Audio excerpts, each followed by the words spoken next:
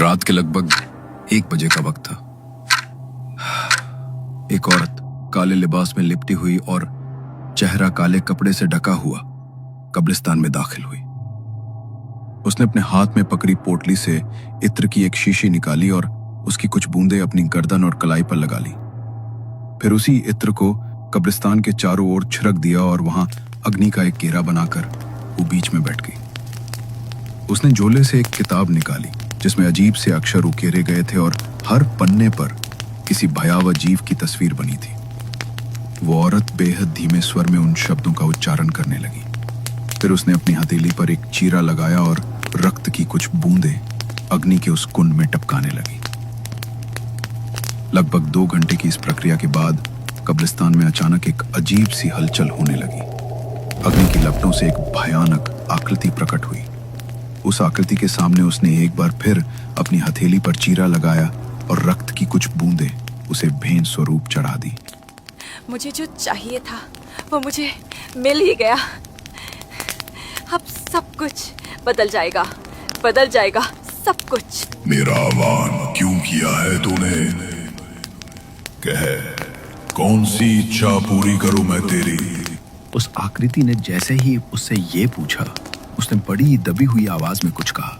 उसे देखकर वो आकृति भयानक तरीके से मुस्कुराई और फिर बेहद डरावनी आवाज में बोली, तुझे ये चाहिए तो मिल जाएगा, लेकिन उससे पहले मुझे अपना भोग चाहिए। उस औरत ने हाँ में गर्दन हिलाई, फिर अपने झोले से एक काले रंग का मिट्टी का कलश निकाला। देखते ही देखते वो आकृति धुआं बनकर उस कलश के भीतर समा गई। उसने तुरंत ही उस कलश को एक काले कपड़े से ढक दिया और कब्रिस्तान से बाहर निकल गई। जब वो अपने घर की चौखट पर पहुंची तो उसने वहां लगे एक पौधे की मिट्टी को कुरेदा और उस कलश को भीतर गाड़ दिया। फिर मिट्टी से उसे दोबारा ढककर वो शांत भाव से घर के भीतर प्रवेश कर गई। प्लीज मेरे बच्चे को बचा लो डॉक्टर, प्लीज मेरे बच्चे को कुछ नहीं होगा ना। देखिए, आप शांत रहिए, हम पूरी कोशिश कर रहे हैं। आप बस सांस लें और हमें काम करने दीजिए। 3 घंटे तक अंदर से कोई खबर नहीं आई।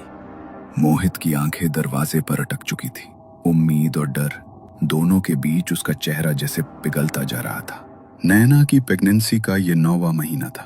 कुछ ही दिनों में उसका बच्चा इस दुनिया में आने वाला था, लेकिन अचानक तबीयत बिगड़ने के कारण उसे फौरन अस्पताल लाया गया। डॉक्टर्स भी हैरान थे कि मामला इतनी तेजी से कैसे बिगड़ गया। उन्होंने बच्चे को बचाने की हर कोशिश की, लेकिन सब बेकार गया। जैसे ही ऑपरेशन थिएटर का लाइट ऑफ हुआ और डॉक्टर साहब बाहर आए, मोहित ने कांपती आवाज में उनसे पूछा, डॉक्टर, मेरी पत्नी, मेरा बच्चा ठीक है ना? आप कुछ बोल क्यों नहीं रहे? वो दोनों ठीक तो है ना? I am really sorry mister मोहित।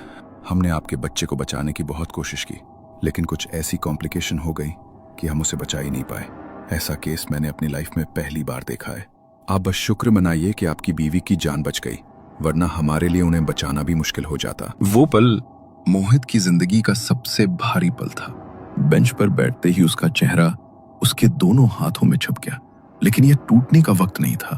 उसे नैना को संभालना था। जिन हाथों में कभी अपने बच्चे को उठाने का सपना देखा था, आज उड़ी हाथों में डिस्चार्ज पेपर थे। कुछ घंटों बाद वो नैना को घर ले आया। उसके जीवन के ऐसे मुश्किल समय में अब उसकी बेटी काव्या ही उसके जीने का जरिया थी। मम्मा उठो ना, देखो तो आपने सुबह से कुछ खाया भी नहीं है। अगर आप खाना नहीं खाओगी तो मैं भी खाना नहीं खाऊंगी। नहीं मेरे बच्चे, तुझे मेरी वजह से भूखा रहने की कोई जरूरत नहीं है। इधर आ, मैं तुझे अपने हाथों से खाना खिलाती हूँ। धीरे धीरे करके नैना अब सामान्य होने लगी थी।